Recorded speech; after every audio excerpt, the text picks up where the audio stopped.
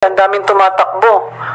Gusto makapasok sa pamahalaan para proteksyonan na naman yung mga illegal na gawain nila. That's why I really salute and commend President Bongbong Marcos na binan niya yung Pogo, binawal niya yung mga gambling na yan, pero we should really help the President na, tayo mga botante maging matalino, huwag nating hayain mapasok yung pamahalaan ng mga illegalista na mga taong to.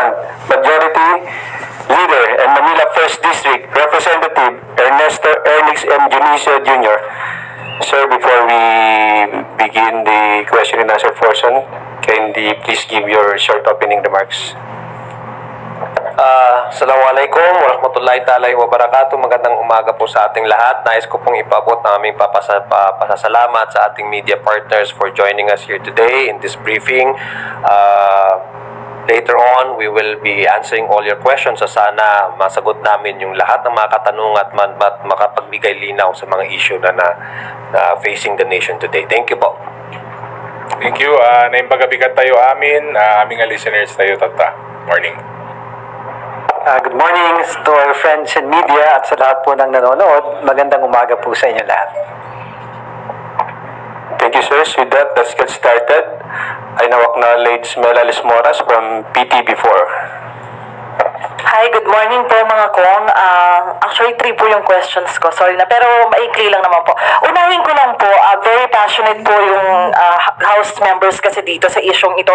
Sa isang survey ng Octa Research, na lumabas na 69% o 7 sa 10 Pilipino yung pabor sa pagpapatuloy at pagpapalawak ng AKAP program. Ano po nga masasabi nyo dito? At any message sa mga critic na ganito yung lumalabas sa survey pero may mga kumukontra dito?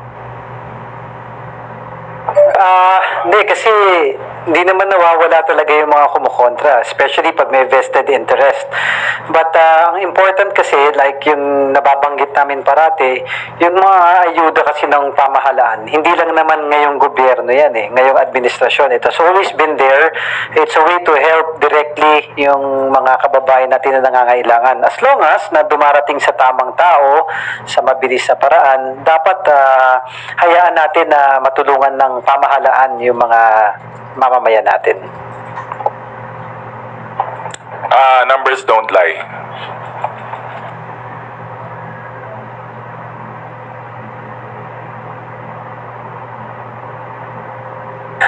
Actually, we're making true to our promise naman. This administration sinasabi, bringing the government services closer to the people. Yung number na yan, so mataas na yan, no? Sa survey, 7 out of 10. Apart from yung gusto at suportahan ng ating taong bayan, it also speaks about yung effectivity ng programang ito. Kasi ibig sabihin, yung mga tao, diretso nila nakukuha. Effective yung pagre-release sa kanila ng ayuda. Tama nga yung sinabi ni Kong Ernix tsaka ni Kong Paulo na itong ayuda na to, matagal na to sa ginagawa ng gobyerno. We're just trying to improve that. This time, we are not saying that the AKAP is imperfect. There's going to be a room for adjustment. That's why we are trying to really improve the services to the people para po madama nila na ang gobyerno po ay working for them.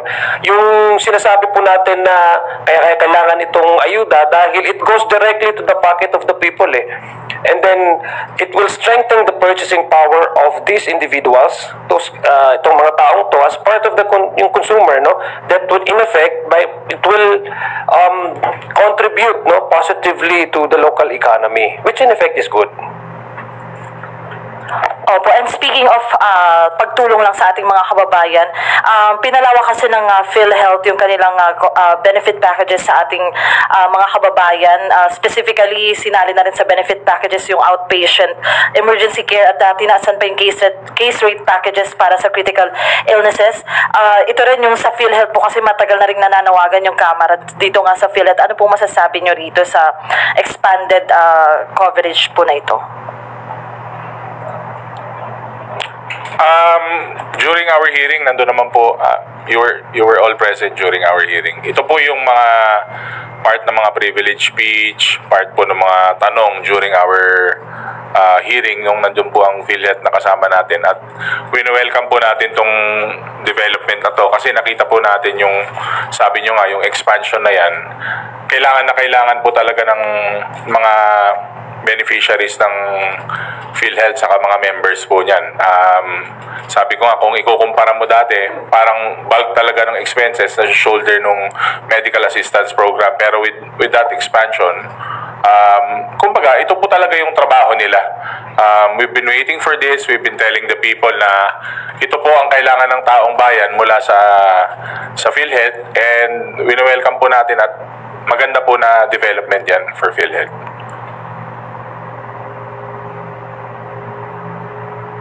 And sorry, last, yes po. Well, it validates our yung initial position po ng House of Representatives na that's the reason why we held a series of committee hearings precisely because we want to find out kung ano pa yung plano ng PhilHealth, how they would utilize their funds. Natatandaan mo nung una, binatikos tayo dito dahil sinasabi tinatanggalan daw ng assistance, medical assistance, kung ano man yung binibigay ng PhilHealth sa ating mga kababayan. This only proves what we were saying all along na may pondo ang PhilHealth, and they kailangan lang talaga nilang i-maximize kung ano yung po pwedeng ma-reach at ma-improve yung kanilang programa. And right now, nakita natin under this new CEO President ng PhilHealth, kaya naman pala mag-expand. At tama pala yung sinasabi ng Kongreso na kailangan nilang gastusin yung kanilang pera dahil sobrang laki, and they just have to put that in the right perspective, in right program. So it validates our position that PhilHealth has the money and they need to expand more, they need to navigate more on how they would provide healthcare services to the people, especially to the direct contributors. Opo, and last na po, tinawag ng Malacanang si former President Rodrigo Duterte na one-man fake news factory when he said that President Ferdinand R. Marcos Jr. is becoming a dictator. Ano lang po yung masasabi niyo po rito? Well, ako dun sa statement, ang hirap po talaga parang I'm leaning towards that statement na parang factory sila ng fake news, pati yung mga data nila, pati yung mga rally nila, para talagang parang ang tawag dito, parang literally factory ng fake news kung baga. Tapos pag hinold sila accountable ng tao, kakambyo naman sila na joke lang daw yun. Parang nagmumukha tuloy silang joke So, ewan ko, parang ano bang tawag mo doon sa, hari na, father faker? Father ng mga fake news, gano'n, mother faker? Hindi ko alam kung paano tatawag natin sa kanila. Father faker, mother faker, o anong tawag sa mga anak nila? Fakerist? O yan? Oo, para mga, ganun yung dating nila, para mga super villains.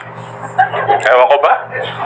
Ano nakukuha nila sa pag-imbento ng fake news saka paninira sa, lalong-lalo na sa House of Representatives. Parang ngayon kasi nakikita nyo, napaka-aktibo ng administrasyon, katuwang ang House of Representatives. Ang dami nating naibababang tulong sa tao, ang dami nating solusyon na nagagawa.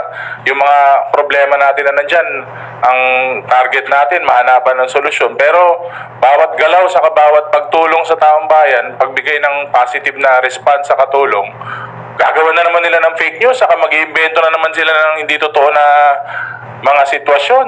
So, ewan ko ba, parang faker, hater, parang ganun yung mga dating nila.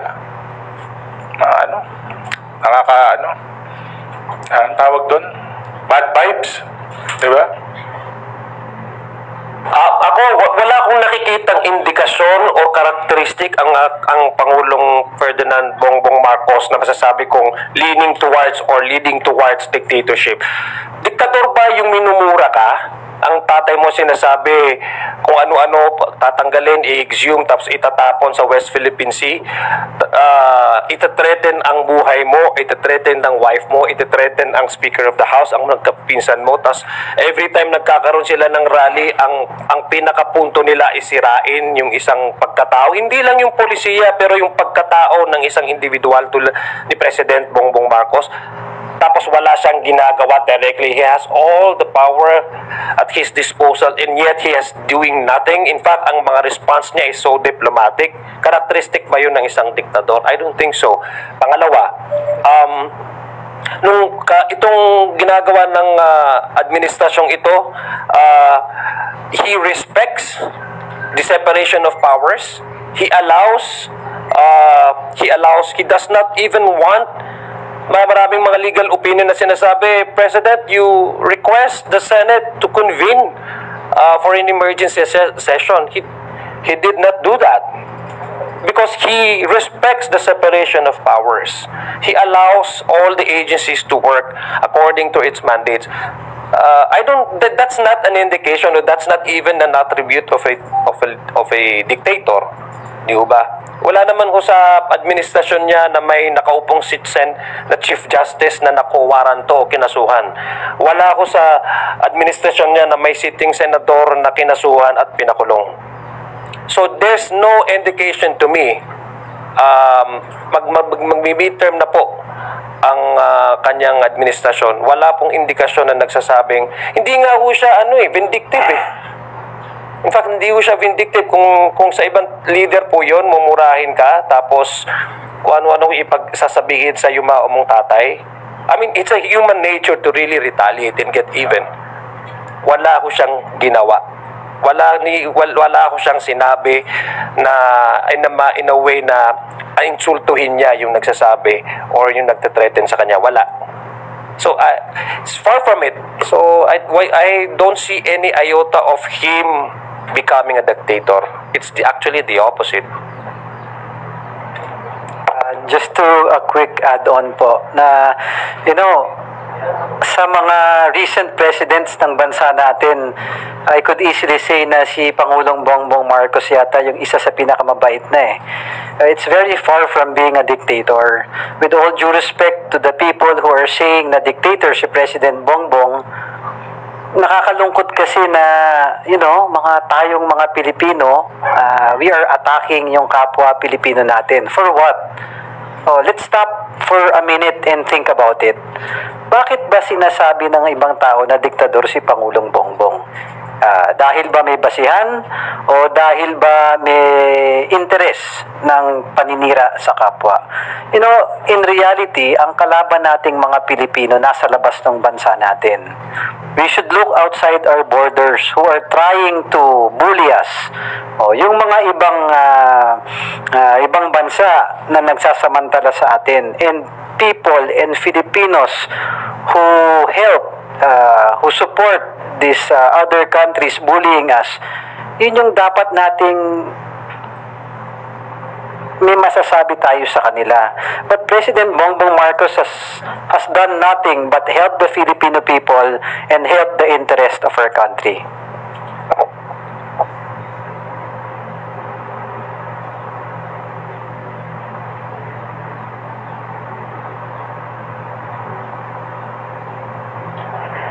Thank you, Mela.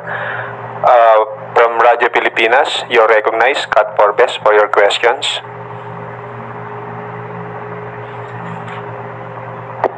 Good morning po. Itanong ko lang po sana yung reaction po ninyo na recently po naging very active si CIDG Chief Nicolas Torre.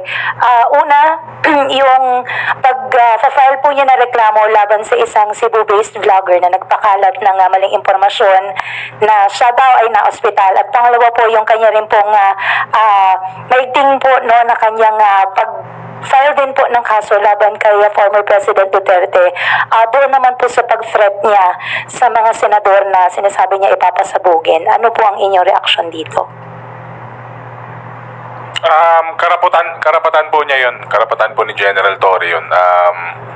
Sabi ko nga, kung ako rin siguro yung nasa lugar niya at sinabing nasa ospital ako, na may mga possible threats sa family ko, hindi ako magdadalawang isip na gawin din yung ginawa niya. Kasi they're stepping over lines of ethics and morality itong mga tao na to.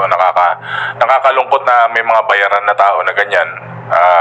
At para silang mga walang sariling pamilya, they're willing to go to miles of desperation para lang makasira ng ibang tao. So, kung ako rin nasa lugar niya, malamang ganun din ang ginawa ko. Just to add on, I think General Torres just being proactive in doing his job. We would want our law enforcement heads to, be proactive. So kudos to General Torres. Saka personal attack yung ginawa nila sa kanya. Hindi lang naman because of his work. Talagang personal na masyado yun. Ako, I would support General Torre sa ginawa niya. Let's test the law. Let's allow the courts to do its to work according to its according doon sa dapat na gawin. Kasi instead na magbangayan tayo sa social media, meron talagang legal means na po pwede nating gamitin para labanan itong mga fake news na ito. Lalong-lalo na pag ang mga balita ay nagsasabing kumbaga it's causing damage credibility-wise to the person. So I commend and I support General Torre for showing us and displaying to the world, to the Filipino, that no one is above the law and we are governed by laws. There are courts that have to work on cases that demeans and discredit and defame the credibility, attacking the reputation of individual na hindi naman tama at hindi naman totoo. Pangalawa, isa po ito din dun sa sinasabi nating may freedom of expression but it is subject to limits.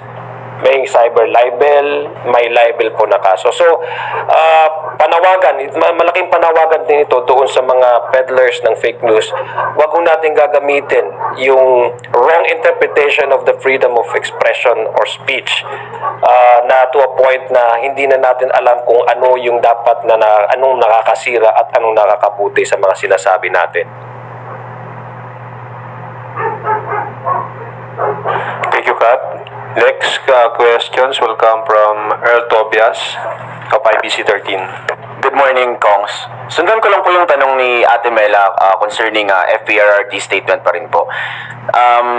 Yung pag-i-impeach daw po kay VP Sara Duterte ay isang political move dahil kung hindi daw bababa, pumupusta raw po si dating Pangulong Duterte na magma-martial law si Pangulong Marcos para hindi siya mapalitan na sa presidente, at yung pag-i-impeach daw kay VP Sara isa na ring hakbang para pilayan daw yung kanyang anak sa pagtakbo sa 2028 elections. Reactions po.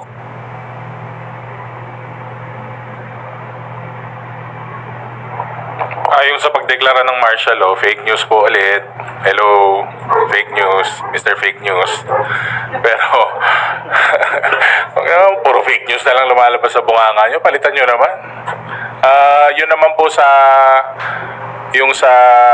impeachment, nakita pa naman po natin yan lahat during the Quadcom, during the budget hearing sa local government. Hindi pa nga po nasasagot si Mary Grace Piatos. Sagutin na muna nila yun, yan, may impeachment na. Kaya nga umabot sa punto na ganyan kasi hindi nga masagot yung napakasimpleng tanong, sino ba si Mary Grace Piatos? Saan napunta yung mga pera na yan? Kaya wag muna kayo mag-fake news. But the former president is open naman I mean, not really open. He's entitled naman to have his own opinion Lahat naman tayo mayroong sariling interpretasyon sa lahat ng bagay na yun. Of course, you cannot discount the fact that the vice president is his daughter. So talagang sasabihin niya yun whatever is possible, whatever reasons that he may think behind itong impeachment. But the impeachment, if you go to the merits of the case, 215 complainants, members of this House, said that the VP deserves a day in court. Yung mga kaso naman po niya, it's not really connected with her partisanship or which party she belong to. These are brought about by the allegations and violations and of the joint circular when it comes to the utilization of the confidential funds. One of the articles of impeachment is brought about by the threats that she made publicly against the president, against the the First Lady and the Speaker of the House, threatening their lives. So we should not divert from those the real issues at hand. No? Yun po yung focus ng impeachment na ito. Politika, darating naman yan sa mga eleksyon. There are ways para resolbahin ang politika, but this is already something beyond politics. This is about holding public official accountable to their actions. Thank you, Kong. Follow-up lang po, nasabi nyo nga po kanina na parang tuwing rally na lang may focus na sinisira na lang ulit yung mga ilang politiko. Umabot na po ba sa punto na parang concerning o nakaka-alarma na rin kasi parang may pattern na next rally po ba, ganito rin ulit yung magiging narrative? Sinong naninira? Yung concerning FERD statement pa rin po kasi last week meron yung na-file nga ni General Torre na sedition kasi yung threat sa senador.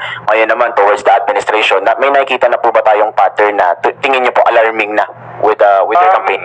I'm sure it will intensify sa kampanya kasi nga po ang contenders lang naman dun sa grupo nila is parang isa, dalawa. Yung iba, yung mga bira ng bira sa presidente, sa House of Representatives, sila yung mga number 50, number 40. Kumbaga sinasakyan nila yung kasikatan ng presidente sa kanang nagagawa niya Parang wala lang, sumasakay sila, naninira sila. Hindi naman sila umaangat sa survey. Feeling ko nga pag tumakbo ko, baka mas mataas pa ako sa kanila Parang feeling ko masikat ako ng konti sa kanila. Kasi lagi na lang nilang ginagamit. Naghahanap sila ng ibabato sa house. Sinasakyan nila yung kasikatan. Kasi sumisikat ka pag gumagawa ka ng magagandang bagay. Hindi yung mga hindi magagandang bagay. Hindi kasi sikat doon. Siyempre, sasakyan nila. Ang daming achievements, ang daming ginagawa, ang daming solusyon na napoprovide. Ito namang mga nasa dulo ng mga tumatakbong senador, kung ano-ano na lang ini-issue para lang, siyempre, mag-grab sila ng media mileage, di ba? Di ba? Sasakyan natin to para, sumikat tayo. Ang problema puro paninira naman. Plataforma kaya ilatag nila. At hindi paninira. Tignan natin, baka umangat ng konti sa survey. Mas maganda. Kasi ang tao, naghahanap ng resulta yan. Naghahanap ng magandang plataforma yan. Kahit naman sa lugar, sa probinsya, sa school government, kailangan na ilalatag mo plataforma. Hindi yung andyan ka na naman tuwing kampanya. Sesementohin mo lahat ng hindi na semento. Papasemento mo yung dagat. Ang dami nyo, you will promise the heavens to the people. Nasaan ka ba nung dalawang taon at kalahati? Wala ka naman. Yung mga nandyan nagsisilbi na nakaupo, nandyan sila for how many years? For how many months na nagsisilbi? Tapos pupunta ka dito, sasakyan mo yung issues, yun ang pangkampanya nila. Kaya kung ako sa kanila, plataforma ang ilatag nyo, wag yung paninira. Thank you, Kong. Last from my end na lang po. After 5 years, na-remove na po yung Philippines sa FATF gray list po. Philippine Anti-Money Laundering Council investment dahil mas luluwag at least yung pagbabantay sa bansa when it comes to mga pumapasok na investments nga. Reactions po. Ito, i-connect ko lang sa sinabi ni Kong Ernix kanina that the President is busy defending the nation, protecting and preserving our national territorial sovereignty.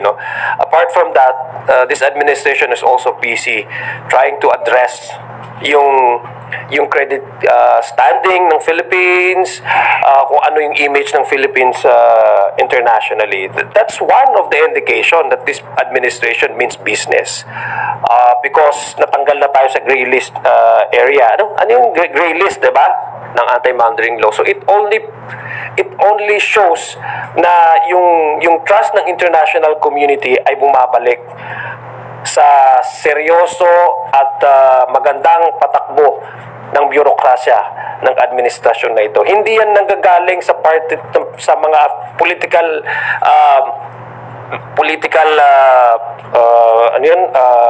allies ng administrasyon na to. This news comes from a legitimate international organization saying that the Philippines is no longer does not belong in the gray list of the countries na massive yung money laundering, no? So it's a positive development, and we commend this administration for really addressing that issue and removing us from that list. Ako just to add lang, tingin ko isang reason doon yung total ban ni President sa Pogo. Because the total ban in Pogo, yan naman, alam naman natin yung Pogo, yan yung web of lies and criminality. Isang ano dyan, yung money laundering. Ang malungkot na fact dito, yung mga involved sa Pogo, yung mga sugarol, yung mga nag-ahasik na mga bisyo na nakakasira ng buhay ng Pilipino para yumaman lang sila, dahil kinap na ni President Bongbong Marcos, umukay tayo sa money laundering. Ang problema natin naman ngayon na hinaharap natin, same individuals involved in illegal gambling and pogos. They're trying to get in government. If you would see, ang daming tumatakbo. Gusto makapasok sa pamahalaan para proteksyonan na naman yung mga illegal na gawain nila. That's why I really salute and commend President Bongbong Marcos na binan niya yung pogo, binawal niya yung mga gambling na yan, pero we should really help the President na, tayo mga botante maging matalino, huwag nating hayain mapasok yung pamahalaan ng mga illegalista na mga taong to. Thank you. Idadagdag ko lang din, no? I think from our end, yung Quadcom, ito yung po yung nagpapakita na yung talagang direction po ng Quadcom ay nasa tama na direksyon. Dahil we were able to unearth yung mga cobwebs nung lahat ng mga sophisticated na mga networkings ng mga illegal operators ng Pogo dito. At least nakadagdag yung tama po yung sinabi ni hindi lang dun sa immediate na pagbaban, dahil ang presidente alam talaga niya na kung ano magiging effect nito at paano dapat mag-move forward ang Pilipinas without this kind of illegal industry. Pero at the House of Representatives from our end, the Quadcom was able to at least come up with an institutionalized policy that would really deter the coming in or the resurrection of these illegal activities like Pogo.